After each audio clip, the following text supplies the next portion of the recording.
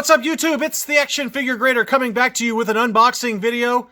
As you saw in the sneak peek preview on this video, I received two beautiful loose graded vintage Kenner die cast starships, vehicles, whatever you want to call them, back from grading with Collector Archive in their amazing cases.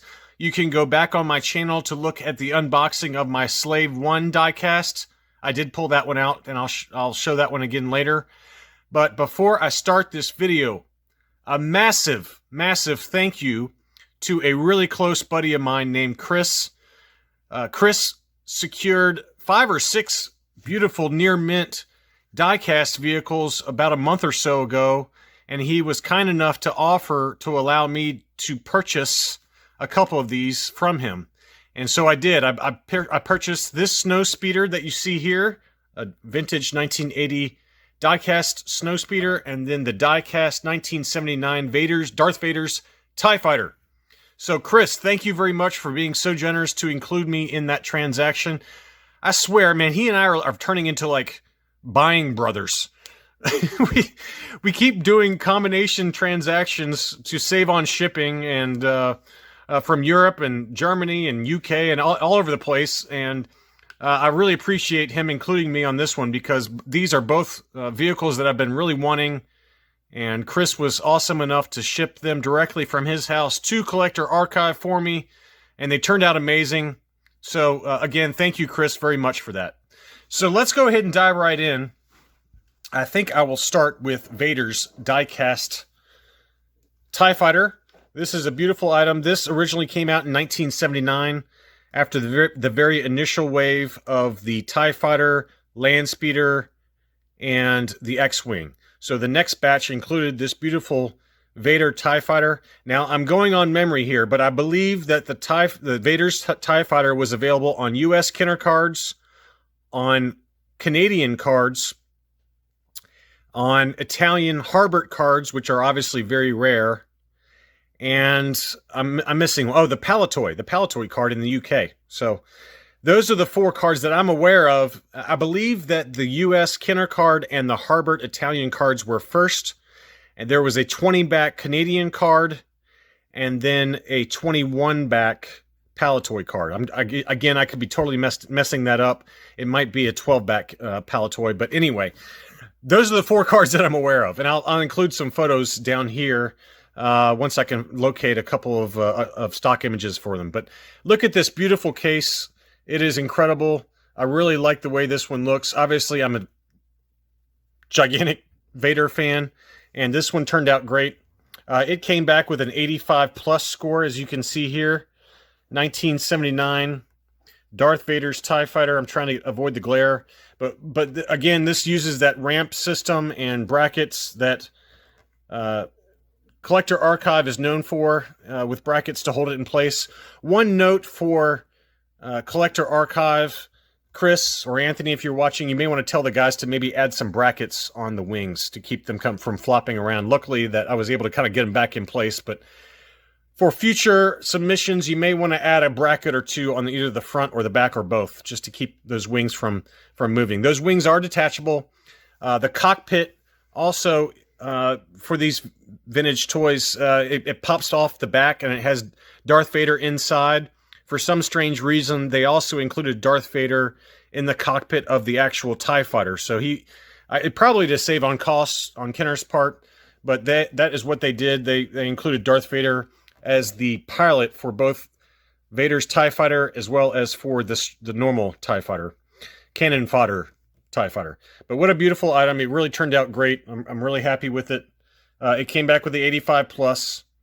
I actually thought I was going to get a 90. I mean, this thing is just such great condition, and really happy to have that one. So thank you for that. And then next, this is probably the one, if I'm being honest, this is probably the one I'm more excited about, just because it's fairly difficult to find these Snowspeeders in good condition.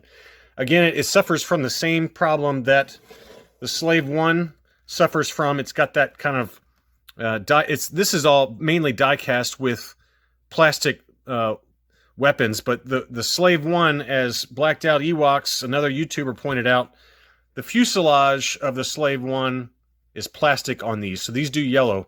But for whatever reason, I have seen quite a bit of paint wear, and I guess because of all the sharp corners on these for this Snowspeeder. And this is another one that's very difficult to find.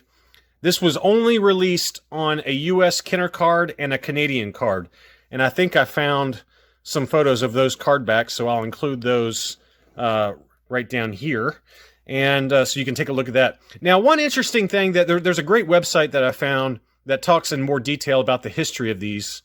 And a couple of interesting points. First, the harpoon does rotate, the harpoon that was used in the back.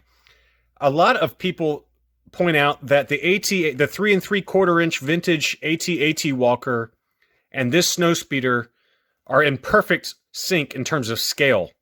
So, you know, they obviously did make a 3 3/4 inch Snowspeeder, but it's not to scale with the AT-AT Walker. But kids could have this one in theory back in the 1980s and have it in scale with the 3 3/4 inch AT-AT Walker. So that's an interesting point. The other interesting point is, as you can see in here, it comes with 2 standard plain orange figures. I guess they're supposed to represent Luke and the very short-lived Dak, but they are not painted or anything. It's just plain plastic molded. You can see, there you go. That's a good angle right there. But they're just plain plastic kind of orange figures on the inside. So they're meant to represent Luke and Dak during the fight on Hoth, Battle of Hoth. This one came back with a 90 score. Now, this one actually came back higher than I expected. It's got a couple of very, very minuscule paint chips. But it did come back with a 90, so I'm not complaining, believe me. And it's beautiful. I really thought that the scores would be reversed. I thought this would get, or the Vader TIE Fighter ship would get the 90, and then this would get the 85 or 85 plus, or even an 80 plus. But they took mercy on me. But this one, I mean, the more I look at this, you know, like I said, this is the first time I've actually seen these items in person since my buddy Chris sent them directly to Collector Archive. But the more I look at this is much more mint than I gave it credit for early on. But there's just a couple of very, very minor paint chips on there. But what a beauty. It's really nice. While it's out, while we're talking about it, I will include one last shot of the only other die cast in my collection, and that's the Slave one. This one came back with an 85. It's on my channel if you want to go take another look at it. But these cases by Collector Archive really are incredible. I highly recommend it. It's a great way to display these vintage die cast and protect them from further paint degradation or chipping and scraping and things like that. But really awesome scores. Very, very happy with them.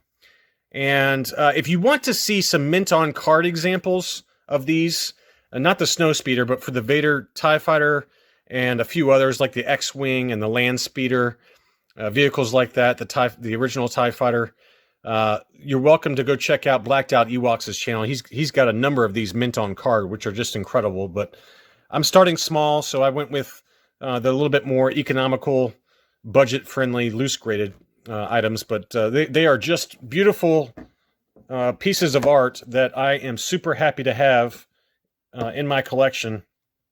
And that's really all I had. I will include some additional photos from Collector Archive, as well as a few that I took, and the labels and things like that, as per usual. But I hope that you enjoyed taking a look at these, and I'm really happy to have them. I'll be back soon. Thank you.